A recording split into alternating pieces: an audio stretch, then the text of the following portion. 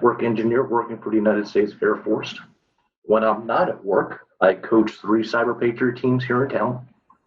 2 are at high schools, and 1 I started out of a library in a small town in Hondo, which is west of where I live. I'm also a merit badge counselor for the Boy Scouts of America for digital technology, and I teach their cyber safety course to not only the scouts, but to young children are in the area, teens, and senior citizens. I started using computers nearly 40 years ago, and my first computer I used was a TRS-80. Now, while you mad Google that, let me explain what a TRS-80 was. It's a TV with a 20-pound keyboard, and it had a cassette tape player to run programs. Any of you know what a cassette tape player is? No? Yes? Okay. I started working in computers in 1992 when I joined the Army. That's when I started the field. And when I entered the Army, they were just coming off using punch cards to program. So I had mainframes, I had 8.5-inch floppy disks like that. I worked in a mainframe room, and I had massive cards inside the mainframes I had to not only replace from time to time, but also program in order to work once you replace it, and then process all the information that was being fed into the mainframes. And finally, I am a book character, which came out last year. In this book, Journey Through the Unified Field. I was consulted on it. They named me a character for all the cybersecurity stuff. So if you get this book, you'll see my head on page 11, and I'm in the book further in there. So what is risk when vulnerability and a threat? And what are the differences between the 3? A risk or cyber risk is defined as potential loss, damage, organization, or data. Very important. When you are thinking about building such things, or when you're working in a company in the cybersecurity section, you have to think about how to protect the data, and risk is what everything is based off of. What can happen? What data loss what happens if someone downloads malware or worm, they reply to a phishing attempt inside the organization? All these things you have to think about, and it goes as risk for potential problems that can happen. A vulnerability is a deficiency in a system, policy, or infrastructure that can be exploited by a bad actor. Now, who knows and understands what a bad actor is? Because the answer is right there. But hackers, if someone accidentally opens up a link through spyware because they downloaded something, or if they answered a phishing email that had a link inside of it to open up a door or a port, that can be exploited by your hacker. Also be exploited by someone that's inside your organization, right? These are vulnerabilities that cybersecurity section, that whatever organization you work in, has to account for and keep track of. Now, what's a threat? It's an exploit that can be used by a bad actor. So whether it is poorly designed program, whether it's someone forgot to secure a port that can be used in an attack. Maybe it's just something as simple as they were having a conversation and they overheard someone say their password, right? That's a threat that can be used against an organization or person to gain access to their systems. So all of these things go together for risk. You have to think about all these things. So there is what's called a risk model. And when an organization either starts or an organization has an incident happen and they have to plan, they use what's called a risk model. And it is risk equals threat times vulnerability times consequence. Now, this isn't an actual equation. This isn't something for math to figure out. This is just a model to use. So what is a risk? Somebody tell me what a risk was we just explained in the previous slide. A risk is a vulnerability or weakness in a program or software that could allow people to gain unauthorized access or cause harm? Yes. So that is the end result. So we're taking these three things right here, the threat and the vulnerability. So the threat would be one of the things we explained earlier, times with the vulnerability. The consequence would be gaining access. That would be the consequence. This is what the model is used for. If this were to happen, what were the causes of this, and how do we mitigate that problem or that attack from occurring again? Does that make sense to everybody? Yes, they're typing yes in the chat box. And there was a question that came in. And is there multiple definitions for the threat in the cyber world? The threat in the cyber world could be anything. It could be a hacker. It could be a series of hackers. It could be a rogue piece of software. It could be a worm. It could be a piece of malware that's just hanging out there, and it has what's called a logic bomb attached to it. And at a certain date and time, it goes off, and it exploits whatever it needs to do, cause access, pull information, send it off somewhere, or worst case scenario, it shuts down an entire architecture or an entire system. Does that answer your question, Ben? Yes, it did. And he also asked, how often are calculations used in the cyber world? All the time. There are models and calculations for everything done in cyber. Whether it's an algorithm or you are trying to figure out a way to accurately make people change passwords on a regular basis or make them not use certain passwords. How often do you cause updates to go in or out, or how often do you go check for updates for an operating system? Calculations all the time, especially in programming. Lots of math. So let's move on to the next slide. Contribution to the complexity of risk. So this one kind of goes broad, a lot of words here, but what it says is, while you guys are reading the slide, companies use software that they buy from a manufacturer. Okay, whether it's Norton, whether it's McAfee, whether it's a firewall company, Cisco, whether it's the operating system that you're using now, Microsoft, Linux, Apple. All these different things and appliances can be bought. And the company has to use them with, somewhat what they were designed to do in order to protect their infrastructure. Well, the bad thing is the bad actors have the same access to the same material. So they can buy it and they can take it home and they can reverse engineer it, get into the root of the operating system. They can run certain exploits on it. So if they know a company or organization has this specific appliance or software, they can then launch an attack against them and have a better understanding than sometimes what the organization does. So that's why you got a little hacker guy down here with the binary flowing in and out, because he's exploited successfully a company or organization using something that they have. So I was just going to ask you that, Fred, are there specific countries that are known for having the most successful hackers? Does it matter where the hacker is working from? And do they have the same opportunities no matter where they are? So I'll let you answer that one first, and then I'll... Okay. Specific countries. So when a country comes into play and they're talking about government entities, military, or whatever government entity they have formed, specifically for hacking, they are known as APTs, or active persistent threats. Now, currently there are a few that are in the top 5. They've been in the news. People write about them all the time. Successfulness, that depends on your point of view. If you go to one of the live cyber attack maps that are out there, you just see all the threats flying back and forth all over the map, where they're coming from or whatever. Sometimes they get in, sometimes they don't. But guaranteed, what each country and organization has is a calculated in this risk to protect themselves against said attacks. And the last part of your question, where do they come from? No. Most hackers, when they're doing what they do, it's either what's called a single actor or lone wolf, right? They just have one person or you have a gang of people, or you have a government entity.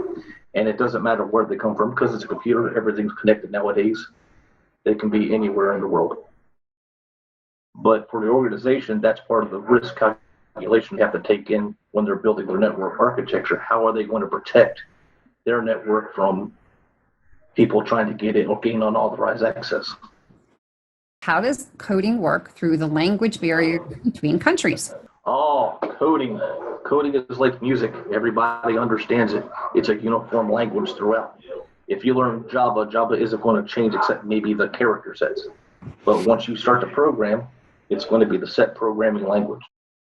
If it's C++, if it's Java, we'll go way back, even if it's BASIC, where you had to type in each instruction. It's all binary.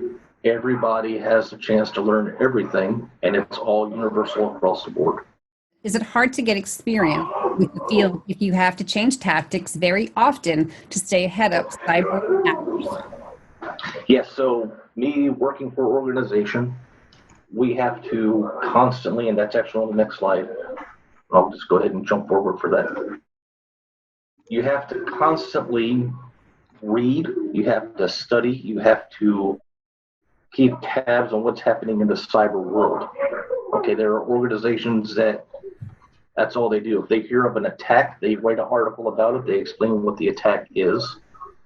And me, as the cybersecurity person, takes in that information, applies it to the threat model, and say, okay, how can we create something to defend against this inside our organization? So you have to constantly keep the tabs of what's going on. You can't just flounder.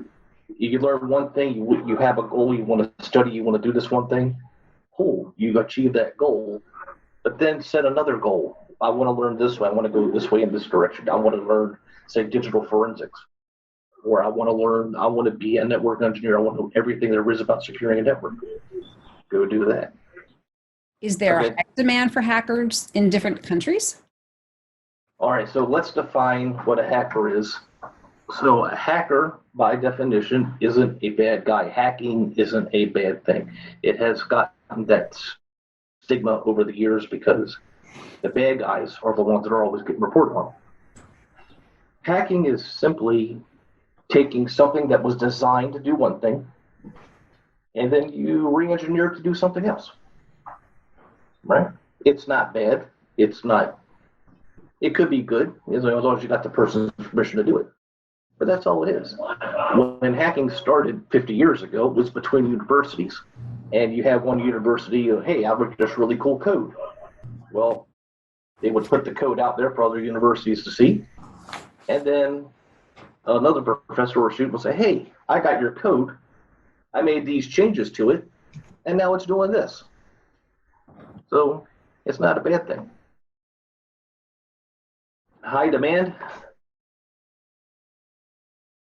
What you want to do, and you want to get into the three areas what hackers are. You got a white hat, which is the good guys, they're the pen testers. The black hats are the bad guys, the ones you always hear about, like Anonymous and stuff like that. And then you have the gray hats. So they're kind of like in the middle. They can be useful to either help the white hats or for them to learn. Sometimes they go out and do some of the black hat stuff. They're kind of in the middle. Now, what the high demand is for in the industry are the white hats. Okay, so companies will hire white hat hackers to be their pen testers, both inside and outside the network. And what they do is, depending on the scenario, you have teams: red team, blue team, purple team. Red team is the attack team. They're acting as the bad guys. They're going to find your vulnerability. They're going to exploit it. The blue team, or the guys on the inside of the network, they're the defenders. They're going to try to stop the red team. Just normally with what they do, they're going to take what their normal defenses are. They're going to be monitoring. They're going to be looking for anything abnormal that's on the network or on the computer, and they mitigate the problem. Purple team, relatively new the past couple of years, is a combination of the red team and the blue team. So what their purpose is, so like you don't want to hire a red team and blue team per se. You can make a purple team. They attack and defend, And then once everything's done, tell you what the problem is and how to fix it. So that's what the demand is for pen testers, red team, blue team, purple team. Okay. All right, one more question. One more question. So can hackers get into games like Roblox and Fortnite? Yes, and that Fortnite has been hacked in the past a lot, extensively, numerous times. Anything can be hacked. Don't fall into the sense of security that nothing can be hacked. Anything is and can be exploited. So you've heard about, since all this has started, Zoom bombing. Who's heard of Zoom bombing? Mm-hmm. Yes? So people do things. We have one down here. They have a Zoom meeting like we're having now, and they advertise it and say they put the password for the meeting out on the internet for everybody to see. So people join the meeting and start doing horrible stuff while they're in the meeting. So anything can be exploited. So we're going to hold off for now. I'm going to jump back to the presentation and go back. So what we were talking about before is the malleability of a computer. Now, a computer is just a machine. It follows simple instructions. You tell it to do something, which is your input, it gives you output based off your instructions.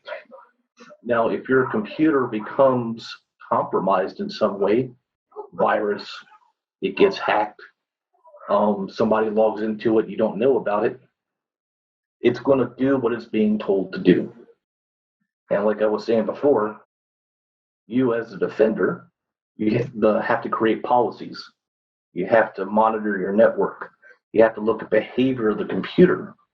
And here's the important thing, whether you're in school or whether you're in the workforce, you have to keep training on proper cybersecurity procedures.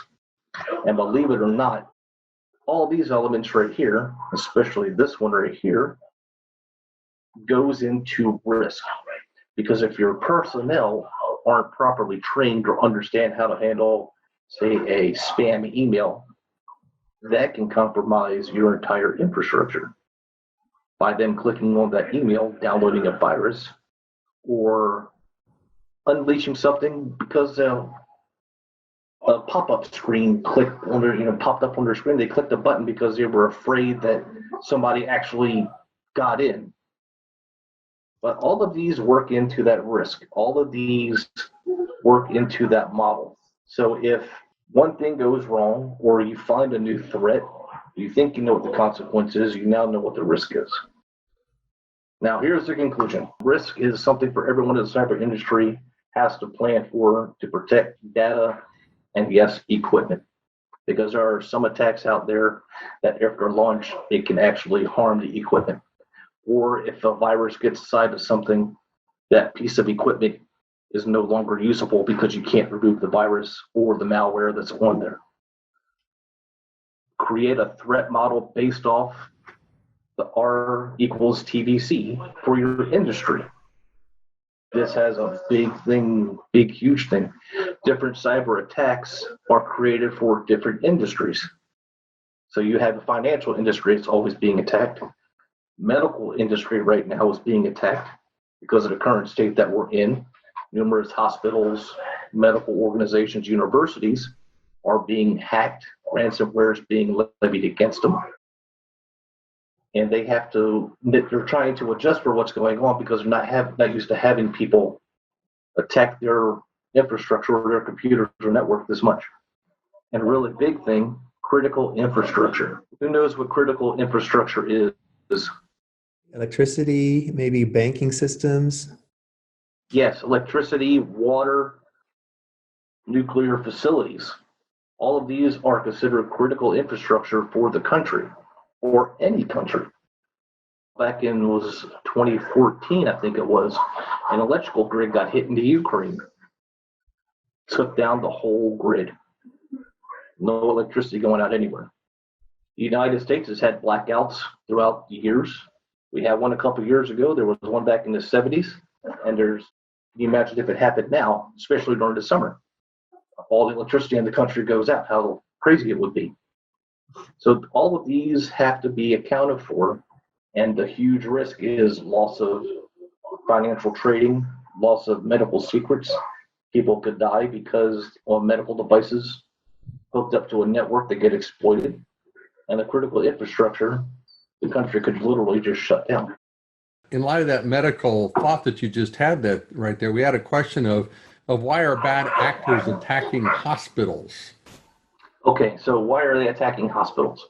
So COVID-19 is going around like crazy right now. It's a huge pandemic.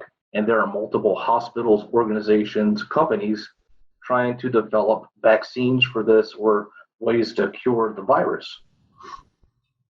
Hackers are breaking into these places, one, to steal the information, two, to extort money, and another one is just because they can. They found an exploit, they're testing it.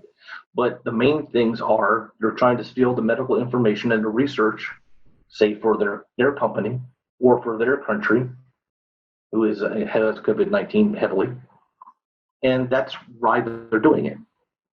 I mean, if you Google this, there are articles, stuff has been happening since late last year, all the way up to this point. There's at least one ransomware attack on a hospital, university, medical college that's being hit almost daily. To the Q&A, so we're going to open it up. Does the field's constant changing affect the hiring process for people straight out of college? If I may, that was my question. I was just wondering, I've actually heard a lot, like, especially in fields with computers, because things are changing so often, by the time someone gets out of their 4-year degree, the information that they learned is already old. So how do you adapt to that, and how does that kind of affect the hiring process? Technology is going to be out of date as soon as it's created and it's released. All right, so like I was saying earlier, you have to read, you have to research, you have to continuously learn. So when you go into an organization, whether you have certifications, whether you have college degree, whether you have both and the experience to go with it, the employer has a baseline of what they're looking for. Okay, I want a Windows administrator for this. I need this person. First thing they're going to look at is, okay, this person has these credentials. They went to college. They studied this area. They're strong in cybersecurity. And they did these while they were in school in certain clubs, CCDE, cyber, stuff like that. So they know you're involved. So that would tell them, hey, I'm eager to learn. I'm participating in the cyber community. Maybe you write some papers on a topic and you publish them, right? That all good. The employer will see that as long as it's on your resume. Now, the interviews I've gone on and the people that I know that are CEOs, when I talk to them, they'll look at that and they'll say, okay, they check all the boxes. The big part of it is your personality. How do you interact with the person being in you're interviewing with? Are you cheerful? Do you smile? Professionally, do you crack jokes a little bit? You know, you don't want to be so tight that you're rigid, but you want to be kind of relaxed. And that's everybody that I've talked to and everybody that I know when they're hiring, that's the major thing they're looking for. Because if you don't know a certain skill that they want, they can teach you that skill, but they want someone that can be on a team, someone that can participate, someone that could possibly lead. How can we prevent hacking, and how can we keep ourselves safe? And I'm just going to also include another question about hacking, which is what are good ways to deter a hacker? Okay, so you're never going to prevent hacking. People are going to hack. They're not going to stop. It's a part of research as well. That's always going to be there. It's just determining if the person's doing it for bad purposes or for research or for something good. How can we keep outsiders safe? And what's the best way to prevent from being hacked? Best way to prevent from being hacked, make sure your operating system's up to date. Make sure you have a firewall in place, whether it's on your PC or you have one activated on your wireless router. Make sure that's activated. Make sure you only allow outbound traffic, not inbound traffic into your firewall, into your network. Don't answer email if you don't know who it's from. phishing attempts are still the #1 cause of people having their systems compromised today. No matter how many times I tell people, no matter how many other people tell everybody, if you don't know the person, delete the email. It's like that. Can you still be hacked when using a VPN? So a VPN is a secure encrypted tunnel from point to point. For instance, if I am away and I want to connect to my computer at my house, I can create a VPN tunnel. So when I get onto a wireless network, I could start the VPN and the signal gets encrypted and it automatically goes to where my computer is because I've allowed it to come into my network. And I have access to everything that I have back at my house or wherever I'm at for work. All the resources I need, I can now get a hold of. So that tunnel is encrypted. Now, up until a couple months ago when I saw something published, VPNs can now be hacked. You can Google it, you can find something out there, you can how to hack a VPN, and I'm sure there are articles out there, this is how we did it, stuff like that. But it's still secure. It's still, if you have it, use it. Don't not use it. Just because somebody hacked something doesn't mean you shouldn't use it. It's very useful still. Because whatever you can layer on top of your security to protect your information, do it. What are good ways to deter a hacker? Is hacking illegal? Why isn't the government more strict on enforcing more rules? So those are laws. There are many laws on the books when it comes to privacy, infiltration of information, federal laws for gaining illegal access. There are laws already in place. And for the most part, companies obey them. People like me and you use them. It's the ones that just ignore the laws and do it anyway. But the laws are in the books. It is illegal to gain access to someone's resources or information without their permission. Bottom line, no matter what country you're in, that's the bottom baseline rule. If you don't have permission, it's illegal. Do we need to take measures past those of OSs to keep ourselves safe? And has it been hard trying to communicate how to avoid things like phishing scams? Yeah, so the first question, yes, you always want to take steps past patching your operating system. You want to have a firewall enabled on your operating system. Windows has one native. You can also download other firewalls, host-based intrusion systems. Make sure your antivirus is up to date. If you don't want to use the one that's native to Windows, you can go purchase another one that does universal protection. It'll be your firewall, it'll be your malware protection, virus protection. Make sure that your network equipment, you have a strong password on your Wi-Fi router. Big thing. Make sure it's strong, because if someone can crack your router, they can have access to your network. They can ultimately get into any attached IoT device on your network that you don't have protected by our firewall, antivirus, updated OS. And let's see what the second part of that question is. Has it been hard to communicate on how to? Yes. Users don't listen. I've worked in system administration, tech support, right? As well as the higher up domain administrators. And we tell them, okay, you don't want to do this because of this. They don't listen, no matter how many times you tell them until it breaks again. Okay, you did this, we told you not to do it. Don't do it. That's where that constant training comes in, that your employees at your organization or your company, you have to constantly keep them trained. Don't do this, don't do this, don't do this. One, that covers you for liability if something gets compromised. And two, you can seek legal action against a person if they just straight up violated company policy. How can we learn ethical hacking? Ethical hacking. Oh, excellent question. So, are any of you in any computer science clubs or cybersecurity clubs in your schools? Oh. Yes, no, no? Okay. So, I teach Cyber Patriot. where I coach Cyber Patriot. In itself, how many of you have heard of Cyber Patriot before I go on my shtick here? You have? Are you on a team? No? Okay. So Cyber Patriot is a defense competition. It teaches you how to defend a network and how to defend a system. So what you can do is that's a baseline. That teaches you the fundamentals of what you need to know. What I do after that, when our competition season is over, we do what's called capture the flag competitions. Who's done a capture the flag competition? Who's heard of capture the flag before? Yeah. Yeah, okay. So that is where you start learning the tools of ethical hacking, okay? That's where you learn how to use everything to properly execute something in order to learn. Now, if you want to do this, I'm going to stress this. I tell my kids this all the time. Do not do this outside of a lab environment.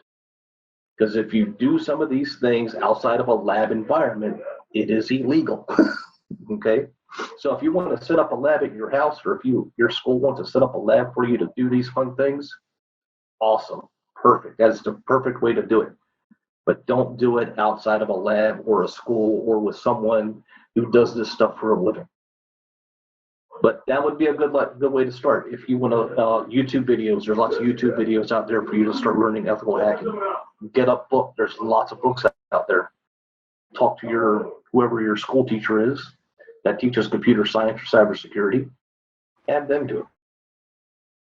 I'd also like to let everybody know that in the chat room, I've got a posted website called cyberseek.org, cyberseek.org. That's an absolutely excellent site to go and look at all the different career opportunities, where all those jobs are. There are over 500,000 jobs that are unfilled today. So you guys are in the right area of interest. This site is an excellent site to go see and peruse. Maya, your question about employment after college or even after high school, this site will show you where those jobs are and what you need to know. All right, so let me do a little bit of bragging a little bit. So what's the #1 city for cybersecurity professionals? Take a guess. In the U.S., what's the #1 city? San Antonio. Wrong. We're #2. DC is #1. We're #2. DC is not always going to be #1 because that's where everything is. San Antonio is second because we have 16th Air Force here. We've got other entities here. We got private industry here. We got NSA West down here. We have more cybersecurity professionals here and employ more than anywhere else in the country except DC. So the opportunities are there. Isn't UTSA also one of the best schools for cybersecurity? Yes, they are. They're getting ranked up there. They're doing a lot of great cybersecurity research. They have an awesome mock floor up there that they're experimenting with and they're running different attacks on. They contribute to NSA and different other companies and organizations throughout the country.